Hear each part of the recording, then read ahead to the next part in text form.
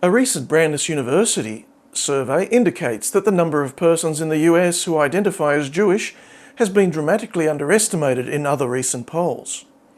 For example, according to a recent Pew poll, the number of persons in the US identifying as Jewish in ethnicity, ancestry or culture is 5.3 million, while the Brandeis poll places that number at 6.8 million.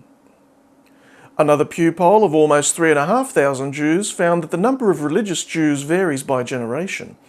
Those who witnessed the Holocaust are 93% likely to identify as followers of the Jewish faith, while those who came of age during the period closer to the recent turn of the century are only 68% likely to declare themselves followers of religious beliefs of their ancestors.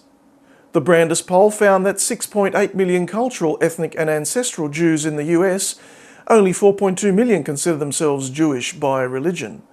The Pew poll found that around 20% of American Jews consider themselves to be either not religious, agnostic or atheist.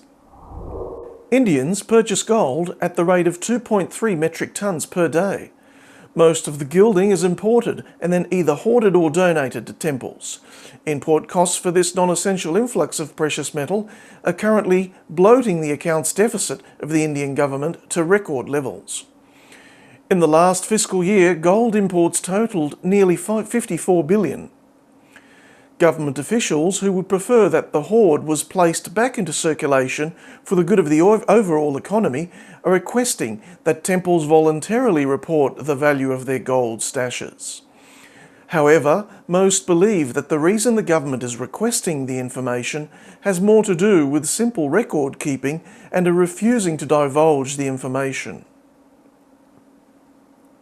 According to estimates of the World Gold Council, Indian temples are hoarding approximately 84 billion worth of the precious metal, or nearly 2,000 metric tons.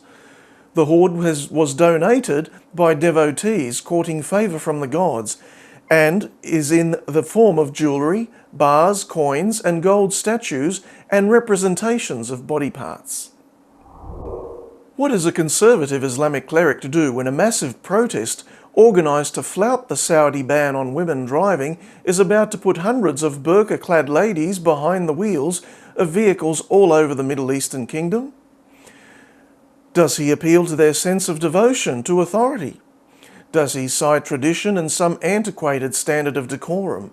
Or does he spitball and make up a non-existent threat to their reproductive system based on imaginary scientific evidence?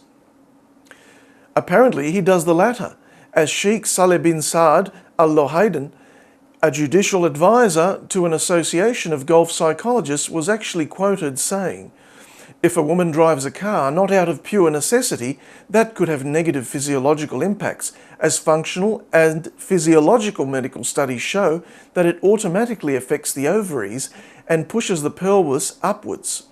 An utter falsehood of nonsensical gibberish disguised as an informative warning.